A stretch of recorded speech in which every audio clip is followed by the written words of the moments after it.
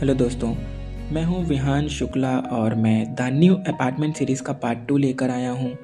और अगर अभी तक आपने इसका पार्ट 1 नहीं देखा है तो प्लीज़ पहले वो वीडियो देख लीजिए, उसके बाद ही आपको ये वीडियो समझ में आएगा। तो आइए इस कहानी को स्टार्ट करते हैं। खुशबू जब इस बार गेट खोलती है तो उधर एक आदमी होता है। वो बोलता है हेलो। खुशबू तो बोलती है कि मैंने तो आपको पहचाना नहीं।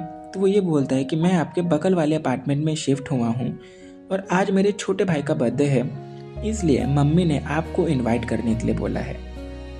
खुशबू पहले थोड़ा हिचकती है और वो थोड़ा कुछ बहाने बनाने की कोशिश करती है, बट वो लड़का कैसे वैसे करके खुशी को मना ही लेता है। और खुशी ये बोलती है कि ठीक है, आप चलिए, मैं ड्रेस चेंज करके आती हूँ। खुशबू अपना ड्रेस चेंज करके बगल वाले अपार्टमेंट में जाती है और वो यह देख के थोड़ा शॉक्ड होती है कि वहाँ पे सिर्फ खुशबू ही इनवाइटेड होती है और बाकी के लोग वहाँ पे नहीं आए हुए होते। वहाँ पे वो जाती है, वहाँ पे वो लड़का, उसका छोटा भाई और मम्मी पापा होते हैं। खुशबू जाती है, साथ में वो लोग खाना पीना खाते हैं, उनके बीच में बातें होती हैं, एक दूसरे से जान पहचान बढ़ाते हैं। खुशबू को भी थोड़ा अच्छा लगा था कि पहली बार वहाँ पे कोई फैमिली थी जिनके साथ खुशबू बैठकर हंस बोल रही थी, उनसे बातें कर रही थी। खुशबू को काफ़ी अच्छा लगा। डिनर ख़त्म करके खुशबू अपने रूम पे वापस चली गई और वो जाके अपना चुपचाप सो गई। दूसरे दिन खुशबू जब ऑफिस के लिए निकलती है तो वो देखती है कि वो लड़का वहीं पे खड़ा होता है और वो लिफ्ट के पास जाती है तो वो देखती है कि लिफ्ट बंद हो गया है क्योंकि लिफ्ट में कुछ काम चल रहा था। तो वो सीढ़ियों से होते हुए नीचे जा रही थी और वो लड़का भी खुशबू के पीछे पीछे नीचे जा रहा होता है। पर इन दोनों ने एक दूसरे से कुछ बातें नहीं की, इन्होंने एक दूसरे को बस देखा और अपना ये निकल गए। खुशबू को पता नहीं क्यों पर वो लड़का धीरे धीरे थोड़ा बहुत अच्छा लग रहा था, क्योंकि वो देखने में थोड़ा स्मार्ट था, थोड़ा क्यूट सा था, थोड़ा सीधा साधा सा था। इस वजह से खुशबू को वो अच्छा लगने लगा।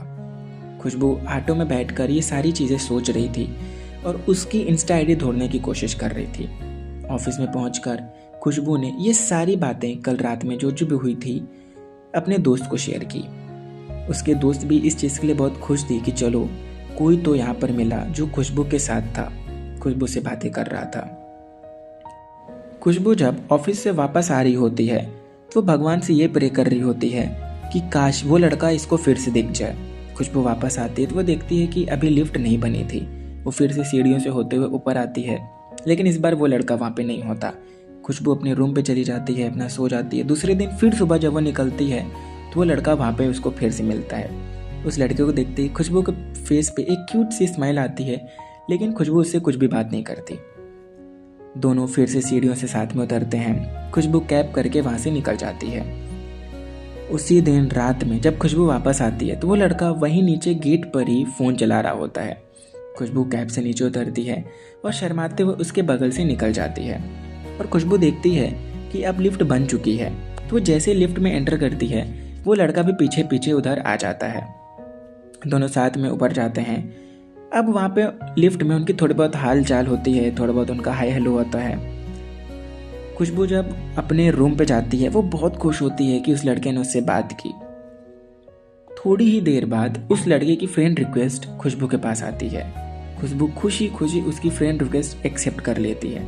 दोनों की उस रात अच्छी खासी बातें होती हैं, एक दूसरे को जानते हैं, पहचानते हैं, समझते हैं। उनकी अच्छी खासी बातें हो रही होती हैं। दूसरे दिन सुबह जब खुशबू ऑफिस के लिए फिर से निकलती है वो लड़का लिफ्ट में उसका वेट कर रहा होता है। दोनों फिर से लिफ्ट शेयर करते हैं, नीचे जाते हैं।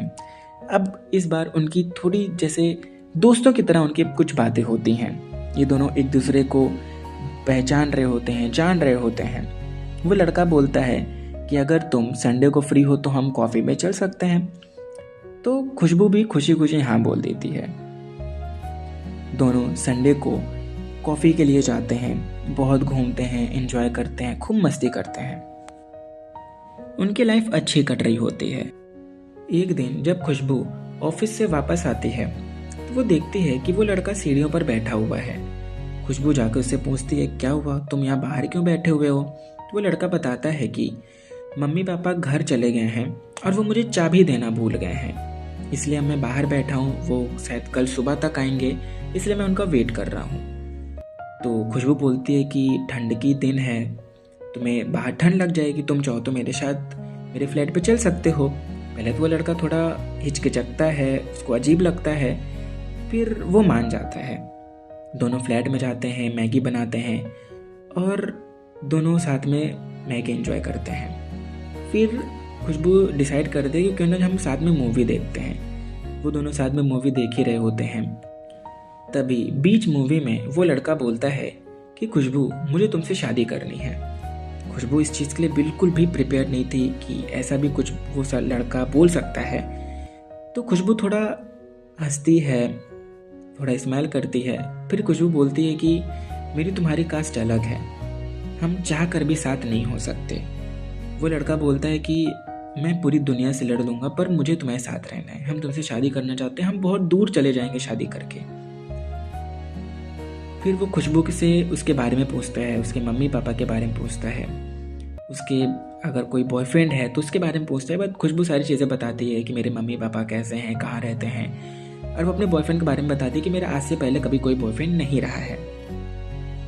मूवी देखते देखते वो दोनों एक दूसरे के बहुत क्लोज आने लगते हैं।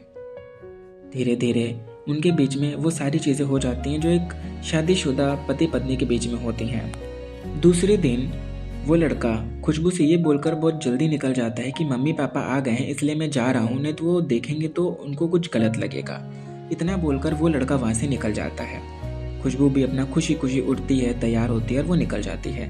वो कैब में होती है तो वो उसी लड़के को कॉल करती है, बट वो लड़का कॉल पिकअप नहीं कर रहा होता। खुशबू को लगता है कि हो सकता है वो बिजी होगा। वो ऑफिस में कॉल करती है, घर आकर वापस कॉल करती है तो भी उसका कॉल नहीं उठ रहा होता।